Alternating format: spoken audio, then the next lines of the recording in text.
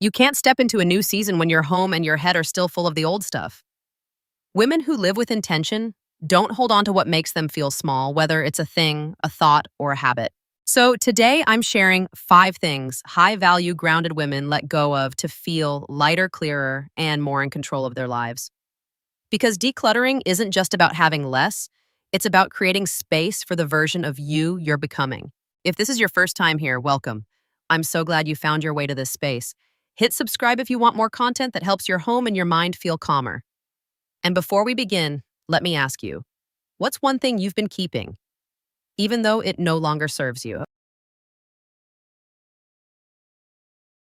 First, you need to let go of expired makeup and skincare to remind yourself that you deserve to use the best things even on an ordinary day. I remember digging through a drawer one time and finding this lip gloss I used to love. When I first bought it, I thought, I'll wear this on a special occasion, but you probably know how that goes. The special day never came, and the lip gloss, it expired. When I opened it, it smelled like crayons. It was sticky and useless. And in that moment, I felt like I had missed out on myself because I kept waiting. Because we hang on to so many things like that. An expensive serum we never opened. A fancy face cream we keep thinking we'll use, maybe on the weekend. And then somehow we never do. So this week, just start small. Pick one little area, your makeup bag, a bathroom drawer, or that box where you toss all your products.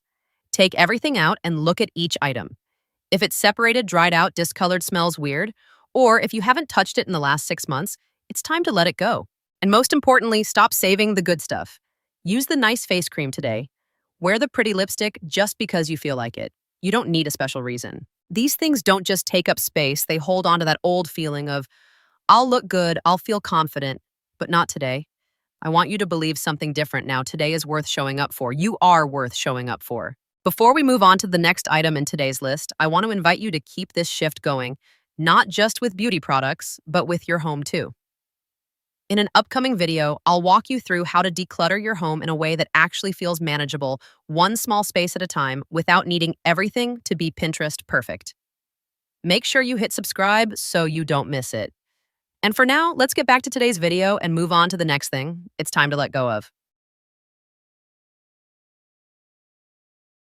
Now let's talk about something most of us ignore: your underwear drawer. I know it sounds small, but I promise this one matters more than you think. Because the things you wear closest to your body, the things no one else sees, they still affect how you feel. I used to have this one bra that I wore way too long. It was stretched out, one of the hooks was broken, and the underwire always poking me. But it was comfortable, so I kept reaching for it, even though I had plenty of others. And every time I wore it, I felt a little off, like I was settling. Here's the thing: when we hold on to things that are worn out, torn, or just not right anymore, we start to believe that we don't need much, that it's okay to feel just fine instead of feeling good.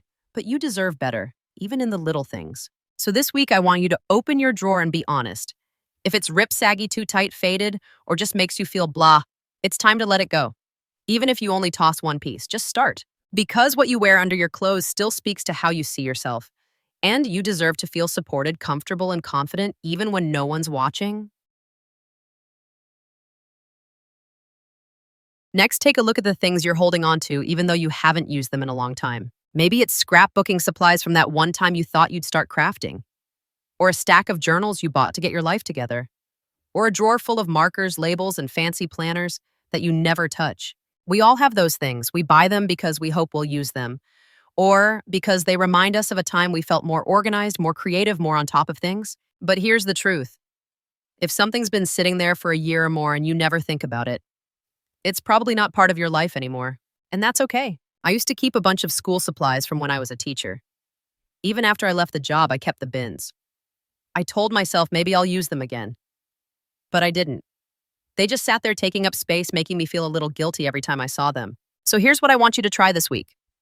Pick one small space, a drawer, a box, a shelf. Look for anything you've been saving just in case. Ask yourself, am I actually using this? Does this still fit my life today? If not, it's okay to let it go, even if it's just one thing. Clearing out stuff you never use doesn't mean you gave up. It just means you're giving yourself permission to live in the now, not in the past, and not in pressure.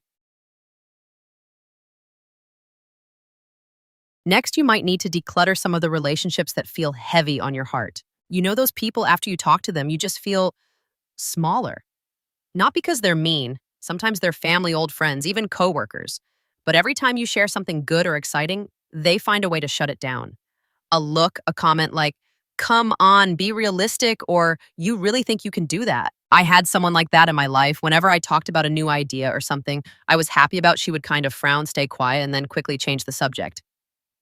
At first, I thought maybe I was being too sensitive, but eventually I realized something. I always felt tired after talking to her. Not inspired, not motivated, just drained. So I started setting boundaries. I didn't cut her off. I didn't argue. I just stopped sharing the things that mattered. And I saved my energy for people who felt safe to be around. This week, try thinking about one person who feels heavy to you. Not toxic, not terrible, just no longer aligned with where you're headed. Then ask yourself, what kind of distance would feel healthy for me? Maybe it's texting less. Maybe it's not bringing up the things you're excited about. Maybe it's just letting yourself pause and not reply right away.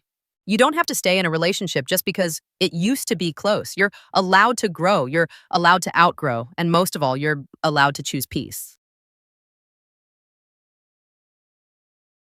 And finally, it's time to declutter the way you talk to yourself. This one doesn't sit in your drawers or closets, but it takes up space in your mind and it weighs you down every single day.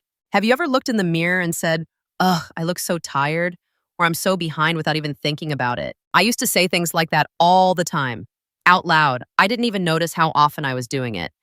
But after a while, I started to feel exactly the way I was describing myself, tired behind not good enough. And the worst part, I would never speak to a friend that way.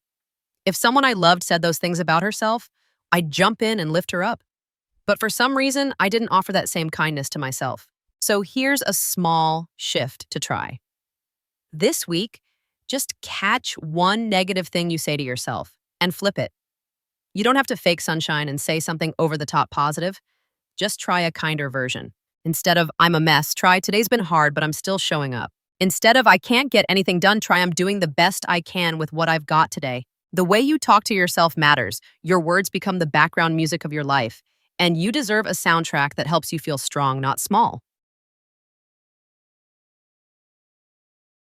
You've done something really important today. You didn't just declutter drawers or delete things, you made space. Space for better thoughts, better energy, a better version of you that doesn't feel so weighed down by the little things. In this video, you let go of expired products, worn out clothes, draining relationships, and quiet self-criticism. And even if you only picked one thing from the list that still matters, that's a shift. And shifts lead to real change. And if this video helped you feel seen or gave you a new idea to try, hit like, share it with a friend, or subscribe. If you're ready to keep going, I've got something that will help. In the next video, we'll move from the inner clutter to the outer clutter, and I'll walk you through how to declutter your home in a way that actually works in real life. No pressure to do it all. No aesthetic perfection required. Just calm, clear steps you can take.